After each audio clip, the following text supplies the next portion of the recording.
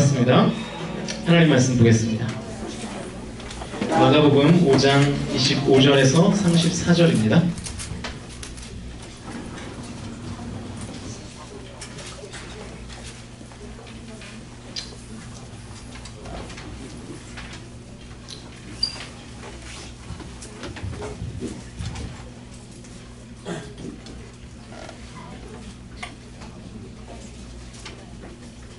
마가복음 5장 25절에서 34절 맞죠? 네. 마가복음 5장 25절에서 34절입니다. 다 찾으셨죠? 아무도 못 찾으셨습니까? 다 찾으셨죠? 한 절 한 절 교대로 읽습니다. 12해를 혈루증으로 알아온 한 여원자가 있어 많은 의사에게 많은 괴로움을 받았고 가진 것도 다 버려야 했을 때 아무 영광이 없고 우리와 더 중하여졌던 자에 예수의 소문을 듣고 무리 가운데 끼어 뒤로 와서 그의 옷에 손을 대니 내가 그의 옷에 맞은 줄에도 구원을 받으리라 생각하리라. 이에 그의 혈루 근원이 곧 마름에 병이 나은 줄을 몸에 깨달으니라. 예수께서 그 능력이 자기에게서 나간 줄을 곧 스스로 아시고 우리 가운데서 우리가 말씀하시되 누가 내 옷에 손을 대었느냐 하시니 예수께서 이 일 행한 여자를 보려고 둘러보시니 아닙니까? 제자들이 여짜오되 무리가 에워싸 미는 것을 보시며 누가 내게 손을 대었느냐 물으시나이까 하되 예수께서 이 일 행한 여자를 보려고 둘러보시니 여자가 자기에게 이루어진 일을 알고 두려워하여 떨며 와서 그 앞에 엎드려 모든 사실을 여쭈니 예수께서 이르시되 딸아 내 믿음이 너를 구원하였으니 평안히 가라 내 병에서 놓여 건강할. 우리 34절만 다시 한번 읽겠습니다. 시작. 예수께서 이르시되 딸아 내 믿음이 너를 구원하였으니 평안히 가라 내 병에서 놓여 건강할지어다. 아멘. 우리 같이 아멘 합시다. 제가 왜 갑자기 성경을 틀렸냐면은 오늘 이렇게 성경을 읽는 이 볼륨이 너무 커서 누군가 이렇게 봤더니 역시 새내기들이 앞에서 병아리처럼 저렇게 해가지고 제가 순간 놀라서 본문을 놓쳤어요. 네, 감사합니다. 오늘 설교의 제목은 불쌍하다고 주시지 않는다.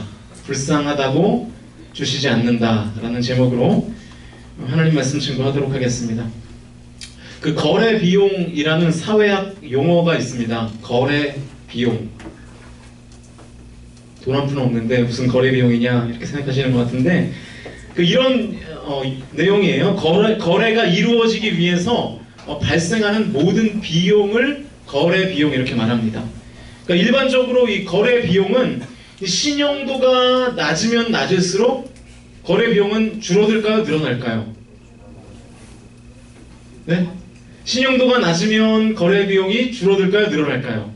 네, 늘어나죠. 왜냐하면 믿지를 못하니까, 그죠? 믿지를 못하니까 확인하는 절차나 서류가 복잡해질 것이고, 더 믿지 못하면 이제 현물을 직접 확인을 하고 돈으로 교환하는 일까지 벌어지게 되는 거죠. 그러니까 쉽게 설명하면 이런 거예요. 은행에서 여러분은 받아보신 적이 없겠지만 담보대출을 아시죠? 담보대출을 받을 때 신뢰가 많이 쌓이면 돈을 그냥 빌려줘요. 그런데 신뢰가 없으니까 뭘 하는 거죠? 내 집을, 그죠? 집문서 가져와라. 그러면 돈을 빌려주겠다. 이런 내용이 되는 거죠. 제가 이 거래 비용이라는 용어를 좀 곰곰이 생각하다가 사람과 사람 사이의 관계 비용도 있지 않을까라는 생각을 가지게 되었습니다. 쌍방 간의 신뢰가 없으면요, 관계를 맺는데도 많은 시간과 감정이 소모가 되겠죠. 예를 들면 제가 지금 올해 나이는 얘기하지 않겠지만 아무튼 30대 초반인데 왜 이렇게 체크를 하고 그래요? 아무튼 30대인데 여러분 대부분이 다 20대잖아요. 몇 명 빼고 부장님 빼고 몇 명 빼고 다 20대인데 제가 여러분하고 제가 전도사가 아닌 상황인 거예요. 대림삼동 사거리에서 저와 여러분이 만났어요. 그죠? 네, 안녕 이라고 얘기했을 때 여러분이 어떻게 반응할까요? 뭐라고? 욕한 건 아니지 설마? 네. 아 근데 뭔가 경계를 하겠죠. 왜냐하면 전혀 신뢰가 없는 상태에서 어떤 한 이상한 시커먼 남자가 물론 저는 뭐 그 정도는 아닌데 시커먼 남자가 말을 걸면 당연히 신뢰가 없으니까 그 관계가 쉽게 회복되지가 않는 거죠.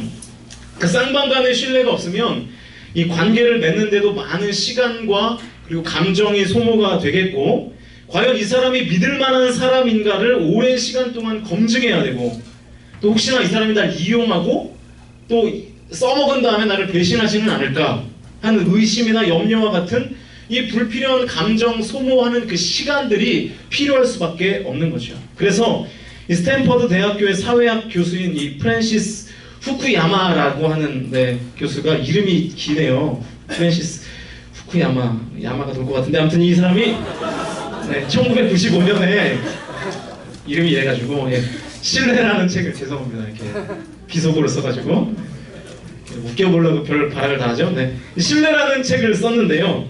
이 책은 이 사회에 축적된 자본 중에 가장 중요한 자본이 신뢰라는 거예요.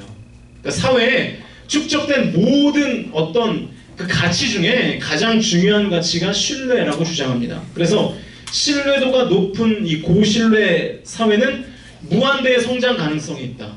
무한대의 성장 가능성이 있다.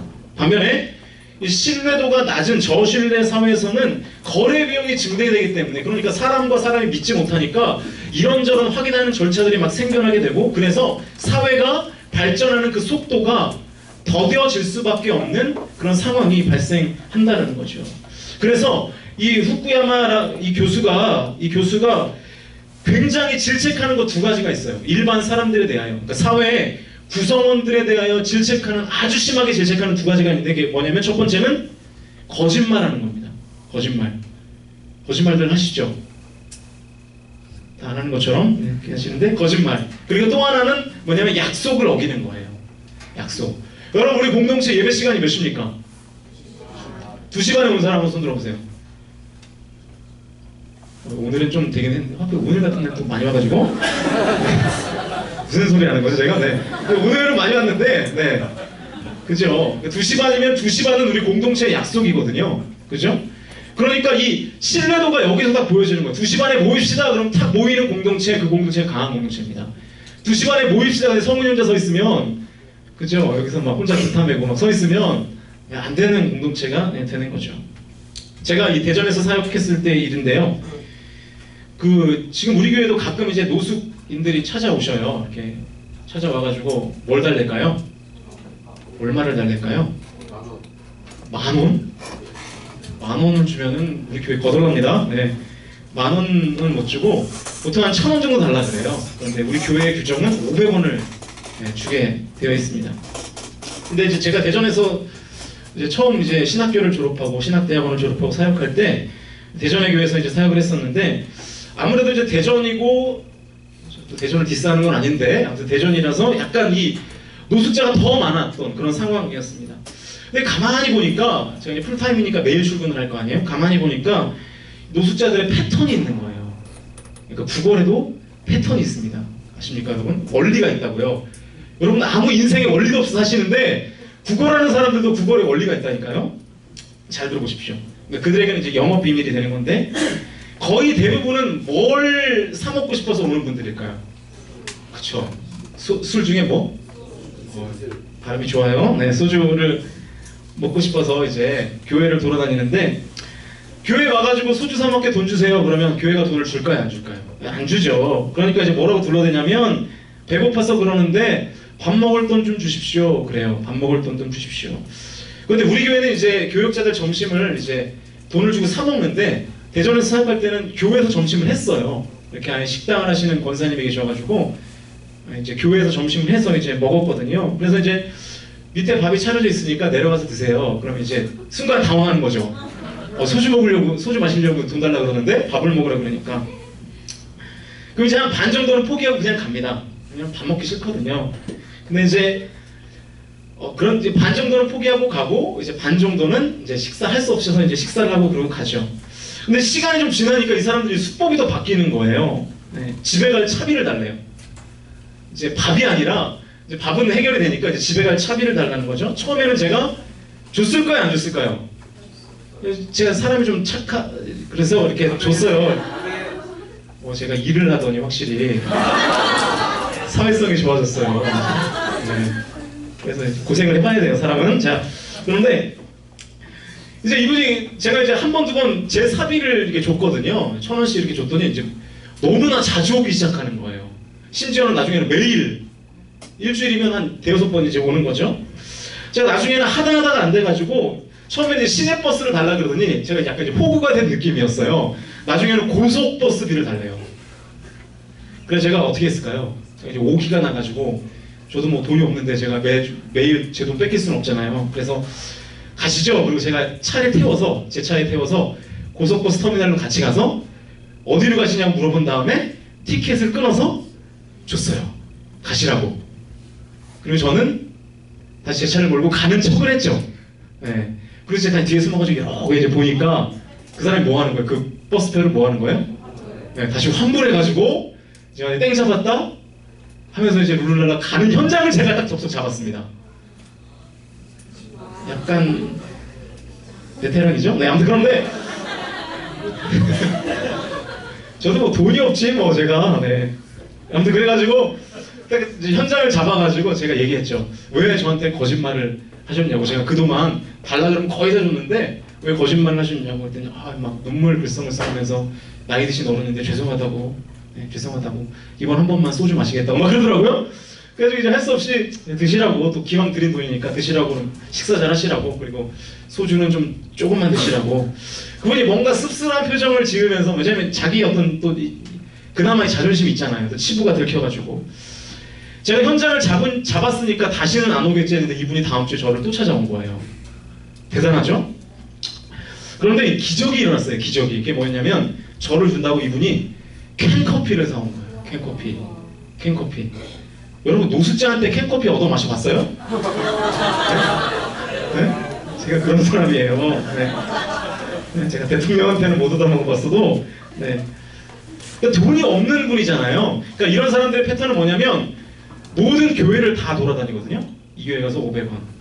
이게 끝났다. 그럼 저희 가서 그래서 뭐 이제 2,000원, 3,000원 만들어서 이제 소주를 마시는 분들인데 그래서 제가 돈이 어디서 나냐고 물어봤죠. 그랬더니 다른 교회에서 그랬대요. 제가 그날 이후로 저한테 캔커피를 선물한 그분의 이 정성이 너무 갸륵해가지고 그날 이후로 그냥 1,000원을 달라 그러면 제가 무조건 줬어요. 그리고 저는 얼른 사임했죠. 네, 아무튼 그랬는데 농담이고요. 아무튼 꽤 오랜 시간을 제가 그분에게 이렇게 줬던 것 같아요. 왜냐면 나한테 캔커피를 하나 줌으로써 그분과 나 사이에 뭐가 생긴 겁니까? 네, 정이 생기고 신뢰관계가 생긴 거예요. 그러니까 1,000원이 별로 아깝지가 않더라고요. 여러분한테 제가 1,000원이 아깝겠습니까? 1,000원만 주세요. 돈도 많이 버는 놈이지. 네가 좀 날 줘. 네. 그러니까 신뢰가 생기니까 어떻게 되는 거예요? 이렇게 괜히 서로 눈치 볼 필요도 없고, 그죠? 이렇게 서로 시간 낭비할 필요가 없는 그런 사이가 되는 거죠. 여러분 오늘 말씀 속에 등장하는 여인은요 항상 이렇게 조연과 같은 인생으로 살았던 사람이었습니다. 중심에 서지 못했고요. 언제나 주변인으로 살아왔던 그런 여인이었습니다. 예수님 앞에요 감히 나갈 수 없는 사람이었어요. 누구도 그녀의 이야기를 중심으로 삼으려고 하지 않았던 그런 사람들이었습니다. 오늘 본문에서도 보면 이 여인은 본문의 중심을 이루지 못하고 남의 이야기에 묻어가는 형국을 취하고 있습니다. 예수님께서 이 회당장 야이로의 딸을 고치러 가는 가운데 이 여인의 이야기가 이렇게 중간에 껴있는 삽입된 그런 상태입니다. 이 회당장인 야이로가 예수님 앞에 나와가지고 엎드리죠. 그리고 간곡하게 요청합니다. 자기의 어린 딸이 죽게 되었으니까 예수님 제발 좀 고쳐주십시오. 그의 간곡한 요청을 받은 예수님은 지금 바쁜 걸음으로 이 회당장 야이로의 집으로 지금 막 걸어가고 있는 상황이었습니다. 그 와중에 이 수많은 사람들이 예수님의 주변을 이렇게 에워싸죠. 왜냐하면 당시 예수님은 스타였기 때문에, 그죠? 진리의 말씀을 전하고 수많은 기적을 일으키면서 많은 군중을 몰고 다녔던 예수님이었기 때문에 예수님이 길가를 걸어가니까 수많은 사람들이 예수님 주위에 모여들기 시작했습니다. 그런데 25절에 보면 갑자기 혈루증을 앓던 여인이 불청객처럼 끼어듭니다. 오늘 보면 25절을 한번 보세요. 12회를 혈루증으로 앓아온 한 여자가 있어. 이렇게 시작되죠. 그러니까 25절 말씀에서부터 이야기의 초점이 회당장 야이로에서 이 여인으로 이 이야기의 초점이, 관심의 초점이 옮겨지기 시작합니다. 지금 회당장의 이 죽어가는 딸을 고치러 가는 다급한 시간이었어요. 오늘날로 말하면 이 죽어가는 응급 환자를 구조하기 위해서 예수님이라는 앰뷸런스가 열심히 사이렌을 울려가면서 달려가고 있는 그런 상황이었습니다. 그런데 이 무명의 여인의 등장으로 앰뷸런스가 멈춘 것과 같은 그런 똑같은 상황이 된 거예요. 회당장 야이로의 입장에서 보면 속이 터지겠죠. 지금 내 딸이 죽어가는데 이 무슨 듣보잡 같은 이 여인이 와가지고 예수님이 가는 길을 방해하나. 이름조차 알려지지 않는 무명의 여인 때문에 지금 가는 길에 예수님이 가는 길이 멈췄습니다. 물론 주님께서는 이 야이로의 딸을 살려주셨죠. 하지만 대체 무엇이, 오늘 저와 여러분이 함께 나누고 싶은 것은 대체 무엇이 그토록 다급한 상황에서 예수님의 발걸음을 멈추게 하셨는가 하는 것입니다. 이 이름조차 기록되지 않은 이 무명의 여인, 항상 이 주변인으로 살 수밖에 없었던 이 여인이 오늘 이야기에는 주연으로 등장합니다. 다급한 예수님의 발걸음을 멈추게 했고요. 무명의 인생에서 예수님께 칭찬받는 가치 있는 인생이 되었고, 예수님의 주목을 받는 주연의 인생으로 정말로 말 그대로 인생 역전을 일으켰던 그런 여인이었습니다. 이 여인이 가지고 있었던 비결이 무엇이었을까? 적용해보면 어떻게 하면 우리의 삶이 조연과드 같은 나의 인생이 주연처럼 예수님 앞에 빛날 수 있을까? 어떻게 하면 우리가 인생에 변화되는 놀라운 경험을 할 수 있을까를 같이 한번 살펴보고 싶습니다. 먼저 오늘 이 혈루증을 앓던 이 여인의 상황을 좀 보시면 먼저 육체적인 고통이 있었죠. 이 혈루증이라는 병은 아시는지 모르겠지만 그 유출병이에요. 계속해서 피가 하혈하는 그런 병입니다. 피가 계속해서 흘러내리는 고질적인 부인병입니다. 12년 동안 혈루증을 앓고 있는 이 절망과 고통 속에서 몸부림치고 있는 그런 여인이었습니다. 당시 의학이 발달되지 않았던 시대에 이런 질병이 걸렸다는 것은 말 그대로 치명적인 일이었습니다. 여자의 나이가, 이 여인의 나이가 정확히 몇 살인지 성경은 기록하고 있진 않지만 아마도 이 좋은 모든 시절을 질병과 싸우며 보냈을 거예요. 그러니까 여러분과 같은 이 좋은 이 청년의 시절을 질병과 싸우며 보냈을 것이 틀림이 없습니다.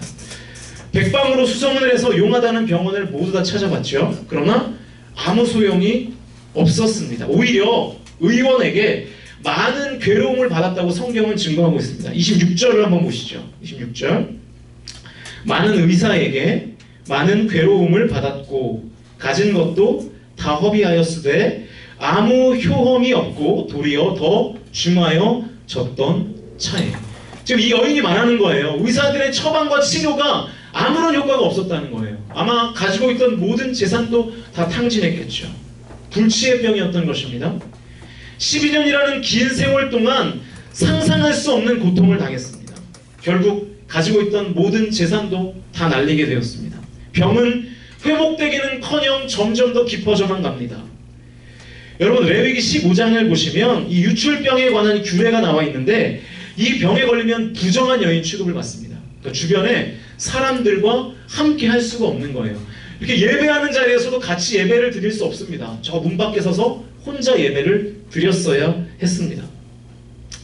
모든 사람으로부터 버림을 받는 이 고통과 아픔은 어쩌면 이 죽음보다 더 심각한 외로움이었을 것입니다. 사회와 공동체에서 격리되고 낙오됐던 그런 인생이었습니다. 여러분, 그런데 이 여인에게 극적인 반전의 소문이 들립니다. 그 소문을 일으키는 주인공이 바로 예수님입니다. 당시 예수님은 진리의 말씀과 그리고 상상을 초월하는 기적과 같은 일을 행하심으로 주변의 많은 사람들이, 아까 제가 전에 얘기했던 것처럼 그 주변의 많은 사람들의 인기를 한 몸에 받고 있었던 스타였습니다. 물로 포도주를 만드시고 보리떡 5개와 물고기 2마리로 5,000명을 먹이시는 기적적인 일들을 일으키셨죠. 죽은 지 나흘 된 나사로를 살리시기도 했습니다. 이런 예수님에 관한 소식을 듣는 순간 그녀에게는 마치 이 한 줄기의 섬광과도 같은 희망의 빛이 비쳤을 것입니다. 지금부터가 중요한데요. 이 12년 동안 혈루증을 앓던 이 여인, 평생을 조연으로 살아간 이 여인이 마침내 예수님께 주목을 받고 결국 그 누구도 치료할 수 없었던 질병을 치유받고 부정한 병으로 수많은 사람들에게 배척을 받아야만 했던 자신의 인생을 역전시켰던 비밀이 그 다음 절에 나와요. 27절입니다. 27절은 우리 같이 한번 읽어보죠. 27절 시작.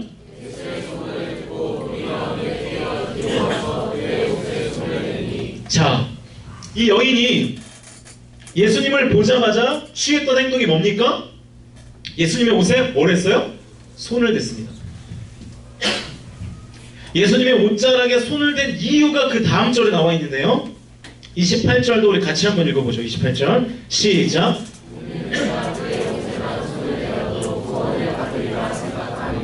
이 여인이 왜 예수님의 옷에 손을 댔습니까? 예수님의 옷에만 손을 대어도 구원을 받을 것이라는 생각, 그 믿음이 이 여인에게 있었기 때문에 그렇습니다. 그러니까 이 여인에게 있었던 것은 뭐냐면 예수님의 옷만 만져도 나을 것이라는 믿음과, 그리고 그 믿음이 있으니까 실제로 많은 인파 속을 헤치고 가서 실제로 뭐 했습니까? 예수님의 옷자락을 자기의 손으로 잡았던 이 두 가지의 비결이 있는 겁니다. 첫 번째는 예수님이 나의 질병을 고칠 것이라는 믿음, 그리고 그 믿음으로 인한, 그 믿음의 확신으로 인한 행동이 있었습니다. 믿음을 가졌고요. 그리고 믿음의 행동을 했습니다. 그 결과가 어땠냐면 29절인데요. 이에 그의 혈루 근원이 곧 마름에 병이 나은 줄을 몸에 깨달으니라. 여러분 12년 동안 그 누구도 고칠 수 없었던 이 혈루증이 예수님의 옷자락에 손을 댄 순간, 더 구체적으로 얘기하면 예수님이 나의 질병을 고칠 것이라는 믿음에 동반한, 믿음에 근거한 행동을 취했을 때 12년 동안 그 누구도 고칠 수 없었던 혈루증이 낫게 되었습니다. 여러분, 저는 여기에서 하나님께서 일하시는 방법, 하나님께서 일하시는 원리를 찾고 싶습니다. 첫 번째는 뭐냐면 믿음이 있어야 합니다. 믿음. 하나님에 대한 믿음. 둘째는 그 믿음을 가지고 행동해야 합니다. 액션이 있어야 됩니다. 그러면 세 번째로 하나님의 놀라운 일하심과 기적은 반드시 일어납니다. 첫 번째 믿음, 두 번째는 믿음의 확신에 근거한 행동, 그러면 세 번째 하나님의 기적. 예수님이 가던 길을 멈추시죠. 예수님의 옷자락을 만진 것을 예수님께서 알아차리셨습니다. 누가복음에서는 더 자세하게 설명이 나오는데요. 누가복음 8장 46절을 보시면 이렇게 기록되어 있습니다. 우리 화면을 보시면서 같이 한번 읽어볼까요? 누가복음 8장 46절입니다. 시작. 예수께서 이르시되 내게 손을 대는 자가 있도다. 내게서 능력이 나는 줄 알리로다. 자, 예수님이 뭘 알아채신 것입니까? 내게 능력이 나갔다라는 사실을 알아채셨죠. 믿음을 가졌고 믿음의 행동을 하니까 예수님의 능력이 나타나게 되었습니다. 그리고 이 능력, 예수님의 능력을 이 여인이 경험하게 되죠. 예수님이 누가 내 옷을 만졌냐고 추궁하니까 더 이상 숨을 수 없었던 이 여인이 이제 많은 사람들 앞에 등장합니다. 오늘 본문 33절인데요. 여자가 자기에게 이루어진 일을 알고 두려워하여 떨며 와서 그 앞에 엎드려 모든 사실을 여쭈니. 이 여인이 예수님 앞에 나와서 그동안 자신이 겪었던 모든 일들을 많은 사람들 앞에서, 예수님께 설명한 것이지만 많은 사람들 앞에서 다 얘기했습니다. 뭐라고 말했을까요? 있는 그대로 말했겠죠. 제가 사실은 12년 동안 유출병으로 시간도 재산도 다 써버렸습니다. 그리고 가족들과 마을 사람들에게 배척을 받고 격리되어서 외로운 삶을 살고 있었습니다. 예수님이 나의 인생의 한 줄기 희망이라 여기고 예수님이 오신다는 소문을 듣고 마지막이라는 심정으로 주님이 계신 그곳에 찾아가 주님의 옷에 손을 댔습니다. 아마도 그동안 자신이 겪었던 모든 일들을 사실대로 다 말했을 거예요. 이 말을 듣고 예수님이 다시 이 여인을 축복하시는데요. 마지막 34절입니다. 굉장히 중요한 말씀입니다. 오늘 설교의 핵심이에요. 34절 다시 한번 읽습니다. 시작. 예수께서 이르시되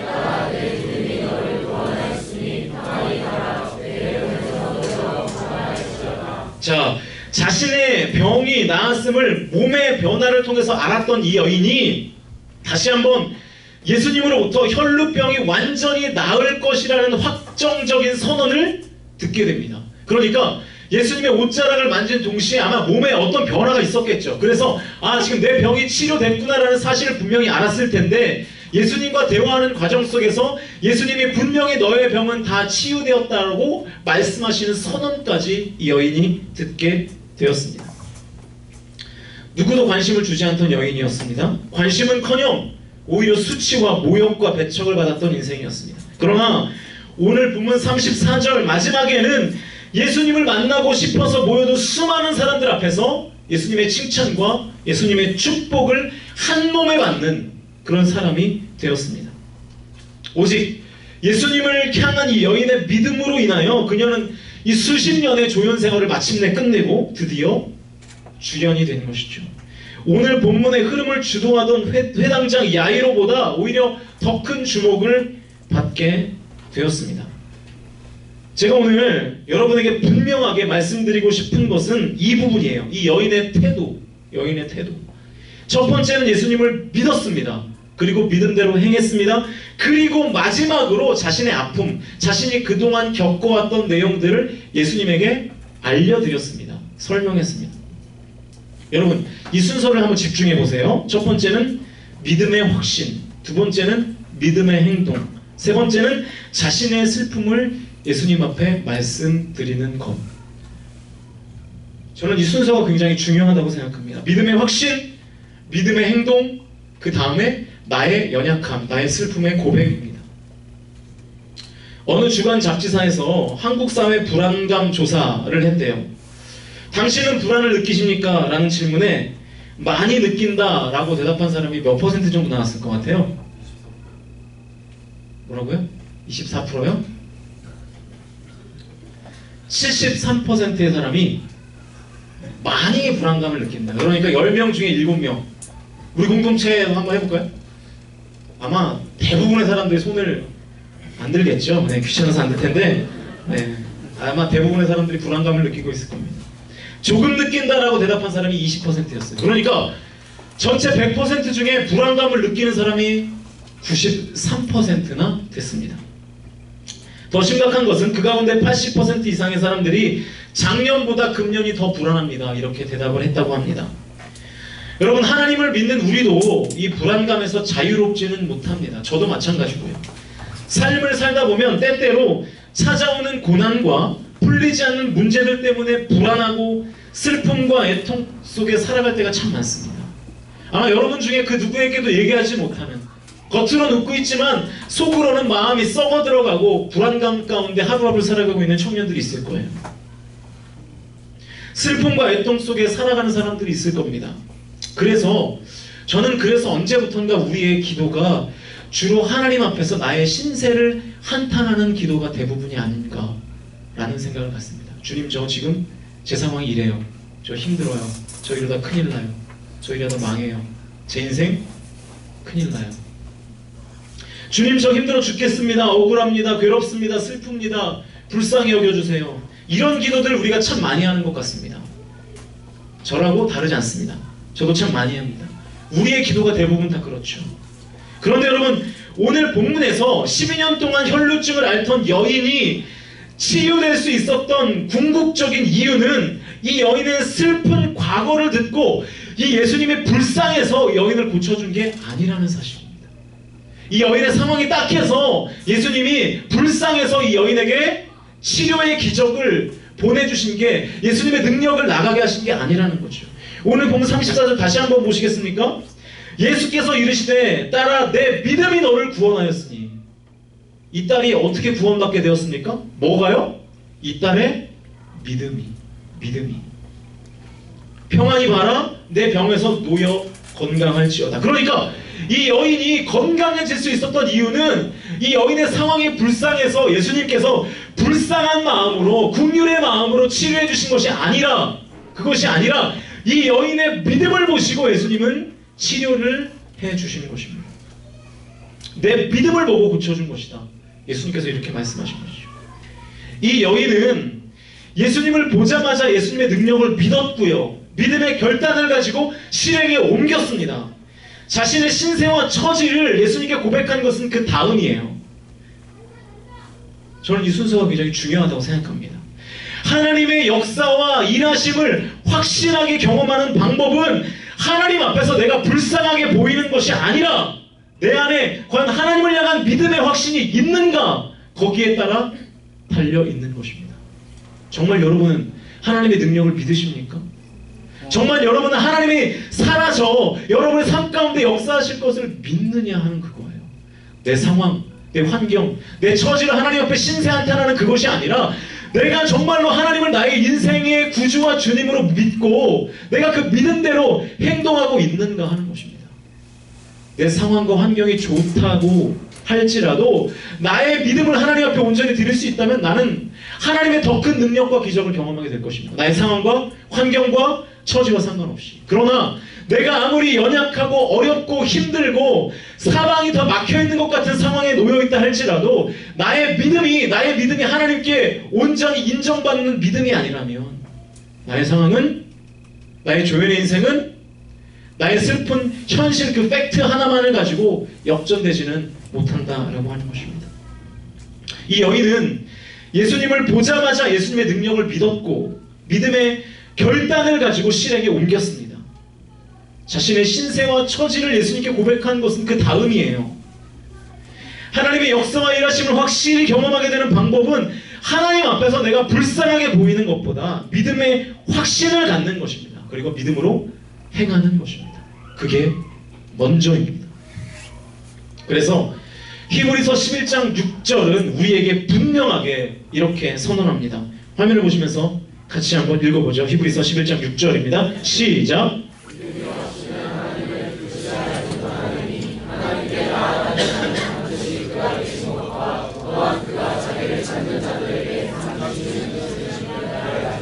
자, 6절의 앞부분을 보니까 믿음이 없이는 하나님을 기쁘시게 하지 못하느니, 믿음이 없이는 하나님을 기쁘시게 하지 못하느니, 믿음이 없으면 아무것도 가능하지 않습니다.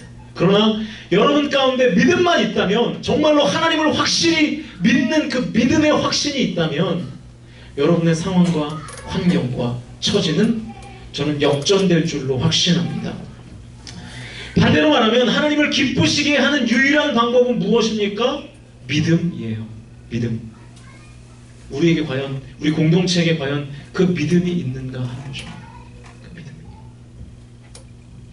이제 찬양하면서 기도하려고 하는데요.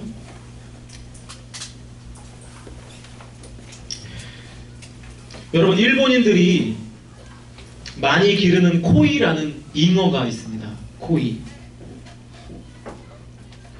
이 잉어를 작은 어항에 두면 한 5cm에서 8cm 정도 자란다고 합니다. 그런데 이 잉어 코이를 아주 커다란 수족관이나 연못에 넣어두면 15cm에서 25cm까지 자란다고 합니다. 더 넓혀서 이 코이를 강물에 방류하면 무려 90에서 120cm까지 자란다고 합니다. 그러니까 이 코이를 어디에 기르느냐에 따라서 이 코이가 자라날 수 있는 그런 가능성의 수치들이 더욱더 늘어나게 된다는 것이죠.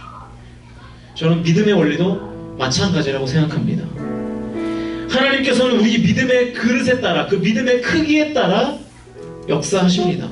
여러분의 믿음이 크고 믿음의 결단을 통한 행동이 커지면 커질수록 더 큰 하나님의 역사와 일하심을 여러분의 삶 가운데 경험하게 될 것입니다.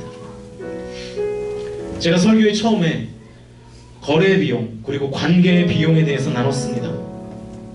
여러분, 어쩌면 하나님과 나 사이의 관계 속에서 하나님이 나에게 주시는 열매가 굉장히 미미하고 작은 이유는, 내가 하나님의 은혜를 제대로 잘 경험하지 못하는 이유는 하나님을 향한 신뢰가, 하나님을 향한 나의 신뢰가 온전하지 못하기 때문에 그 안에 수많은 절차와 과정들이 생겨나게 되는 것이고, 결국 하나님과의 온전한 교제가 형성되지 않아 하나님의 은혜를 우리가 마땅히 누리지 못하는 것은 아닌가. 사람과 사람 사이에 신뢰가 없으면 일의 진행이 늦어지는 것처럼 하나님을 향한 믿음과 그 믿음의 행동이 없으니까 하나님과 나 사이의 관계가 어그러지고, 그래서 내 삶 가운데 역사하시는 하나님의 은혜가 없는 것은 아닌가 하는 것입니다. 오늘 말씀을 통하여 나의 믿음을 다시 한번 점검해 보시죠. 여러분의 믿음은 어떤 것입니까? 여러분 대체 무엇을 믿고 있습니까? 아니, 어디까지 믿고 있습니까? 나의 신앙이 하나님 앞에서 힘들다고만 하는 신앙은 아닌가? 나의 어려움을 고백하고만 있는 신앙은 아닌가? 하나님의 전능하심과 하나님의 살아계심과 이 땅의 모든 것들을 다스리시고 알파와 오메가 되시는 그 하나님을 믿는 믿음이 먼저가 아니라 나의 연약함들, 나의 실패들, 나의 아픔들만을 그냥 하나님 앞에 신세 한탄하듯 나열하고 있는 것만은 아닌가 하는 것입니다. 믿음의 고백과 믿음의 결단을 통한 행동은 전혀 없고, 이것도 부족하고 저것도 부족하니까, 이것도 문제고 저것도 문제니까 채워주시고 해결해달라는 기도만을 우리가 하고 있지 않는가. 오늘 이 시간에는 하나님 앞에 우리의 믿음을 먼저 고백할 수 있었으면 좋겠습니다. 그리고 그 믿음의 결단을 가지고 여러분의 삶 가운데 하나하나, 작은 것부터 하나하나 행동하십시오. 실행하십시오. 하나님은 저와 여러분의 믿음을 보시고 믿음이 크면 클수록 더 큰 능력으로 우리 가운데 함께 하실 것이고요, 더 큰 열매를 우리의 삶 가운데 허락해 주실 줄로 확신합니다. 하나님께 신세한탄만 하는 신앙생활이 아니라 하나님을 믿는 믿음을 가지고 우리의 삶 가운데 믿음의 발걸음을 옮기는, 그래서 그 믿음의 결단을 통하여 하나님께서 나를 주목하시고 나를 축복하시고 나를 인도하시는 삶을 우리 공동체가 살게 되시기를 주님의 이름으로 축복합니다. 우리 찬양하시면서 우리 하나님 앞에 기도하시겠습니다. 소망 없는 내 삶, 새 생명 허락한 날 향한 주님의 사랑, 날 향한 주님의 사랑, 놀라운 주님의 사랑, 놀라운 주님의 사랑, 삶의 문제 힘겨 눈물만 흘릴 때 날 안아주시는 주님, 한없는 주님의 사랑, 나 찬양, 나의 믿음 주께 드려, 나의 믿음 주께 드려, 나의 삶이 주를 향해 내 유일한 사랑 되신 주께 내 삶 드리리, 내 삶 드리리, 나의 믿음 주께 드려, 나의 삶이 주를 향해 내 유일한 사랑 되신 주께 내 삶 드리. 다시 한번 고백하겠습니다. 소망 없는 내 삶, 새 생명 허락하신 날 향한 주님의 은혜, 놀라운 주님의 사랑, 놀라운 주님의 사랑, 삶의 문제 힘겨 눈물만 흘릴 때 날 안아주시는 주님, 한없는 주님의 사랑, 나 찬양하네, 나의 믿음 주께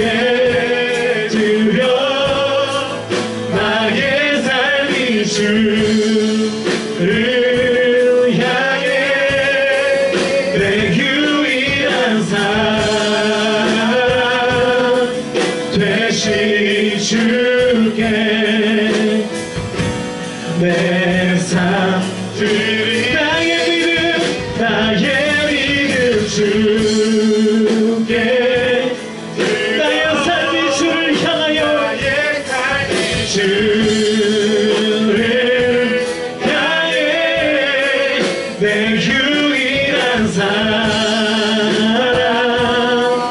되신 주께 내 삶 나의 믿음 주께 나의 믿음 주께 드려 나의 삶이 주를 향해 내 유일한 사랑 되신 주께 내 삶을 주님 앞에 드리며 나아갑시다. 나의 믿음 주께 나의 믿음 주께 드려 나의 삶이 주를 향해 내 유일한 사랑 되신 주께 내 삶 드리리. 여러분, 이 시간 기도할 때에는 우리의 믿음을 하나님 앞에 올려드리기를 소원합니다. 하나님은 전능하신 분이심을 믿습니다. 하나님은 알파와 오메가시오 처음과 나중이심을 믿습니다. 하나님께서 모든 것들의 주관자 되시며 하나님께서 이 땅을 다스리시는 통치자 되심을 믿습니다. 하나님께서 우리의 삶 가운데 살아서 역사하시는 줄로 믿습니다. 우리 시간 기도할 때 우리 연약한 문제들이 아니라 하나님의 강하심과 주님의 성품과 하나님의 전능하심을 믿음으로 고백하며 선포하며 나아가는 기도를 주님 앞에 올려드리겠습니다. 기도합시다. 기도합시다. 기도합시다. 주여, 아버지 하나님, 하나님은 살아계십니다. 하나님은 지금도 우리의 삶 가운데 역사하십니다. 하나님, 우리의 믿음을 주님 앞에 올려드립니다. 하나님, 나의 약함만을 고백하며 나의 어려움만을 징징대며 주님 앞에 나아가지 않게 하시고, 하나님, 먼저 나의 믿음을 주님 앞에 올려드립니다. 나의 믿음을 주님 앞에 드립니다. 하나님, 주님이 살아계심을, 하나님, 주님이 살아계심을 믿습니다. 하나님, 오늘도 이 자리에서 하나님의 역사, 주님의 능력, 하나님의 치유, 주님의 회복이 나타나게 될 줄로 믿습니다. 아버지 하나님, 하나님의 능력이 임할 줄로 믿습니다. 주님께서 우리 가운데 성령을 보내주셔서 하나님께서 우리 모임을 주장하여 주시고 하나님께서 우리 모임을 주관하여 주시며 하나님께서 우리의 삶을 통치하시고 하나님께서 우리의 삶을 다스리실 것을 믿습니다. 주여, 주님은 전능하십니다. 하나님은 창조주이십니다. 주님은 알파와 오메가시요 처음과 나중이십니다. 하나님이 우리의 능력의 근원 되시며 하나님께서 우리의 구원자 되시며 하나님께서 우리의 전능자 되심을 믿습니다. 아버지,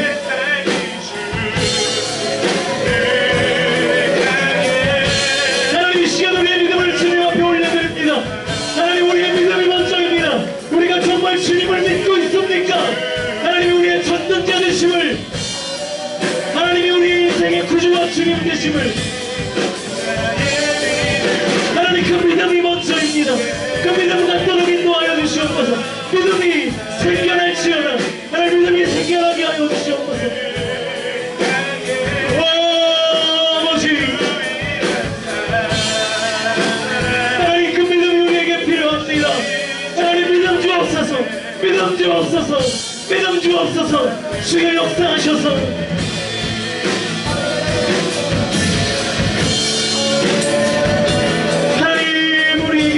필요합니다. 주여, 역사하셔서 하나님, 믿음의 능력, 믿음의 역사, 믿음의 아버지 정을 경험할 수 있도록 주님 역사하여 주시옵소서. 살아계신 아버지 하나님, 우리 공동체 전체가 하나님을 향하여 우리의 믿음을 고백하며 주님의 능력을 믿음으로 선포하며 나아갈 때 회복은 임하고 능력은 임하고 치료는 임하고 모든 문제는 그 다음으로 하나님께서 너희는 먼저 그의 나라와 그의 의의를 구하라. 우리가 하나님의 나라를 구할 때에, 우리가 하나님의 의의를 구할 때에 그리하면 이 모든 것을 너희에게 더하여 줄 것이라고 약속하신 주님, 우리가 그 믿음을 갖도록 주여 인도하여 주시옵소서. 하나님은 전능하신 줄로 믿습니다. 하나님 살아서 역사하신 줄로 믿습니다. 하나님 지금도 살아계셔서 우리를 다스리시고 우리를 통치하시는 줄로 믿습니다. 하나님 우리가 그 하나님을 믿습니다. 창조주 되시며 구원자 되시며 만왕의 왕 되시고 만유의 주 되시는 그 주님을 우리가 믿습니다. 그것이 우리 공동체의 믿음이 될 수 있도록 주님 역사하여 주시옵소서. 우리가 하나님을 믿는다고 생각은 할지 몰라도, 그리고 기도할 때 하나님 앞에 우리의 어려움들, 우리의 탄식을 전할지는 몰라도 정말로 우리가 하나님께서 살아계셔서 내 안에 역사하시고 내 안에 내주하시고 나의 마음을 만지시고 나를 회복하실 수 있는 능력이 있는 분임을 우리가 정말로 진정으로 믿고 있는지, 그 믿음이 없다면 오늘 예배를 통하여 그 믿음 갖도록 하나님께서 성령의 충만함을 부어 주시옵소서. 그로 인하여 우리가 회복되고 우리의 믿음의 능력을 경험할 수 있는 우리 공동체 될 수 있도록 주님 함께하여 주시옵소서. 오늘 그 믿음을 갖기로 소원하며 주님 앞에 손들고 가슴을 치며 기도하는 주의 청년들 가운데에 하나님께서 그 큰 믿음을 허락해 주실 줄로 믿고 감사드리며 언제나 우리 가운데 함께 하시는 예수 그리스도 이름으로 기도하옵나이다. 우리에게 믿음 주신 하나님께 우리 감사와 영광의 박수 올려드리겠습니다. 할렐루야. 주님께서 살아계셔서 우리 가운데 역사하실 줄로 확신합니다. 할렐루야.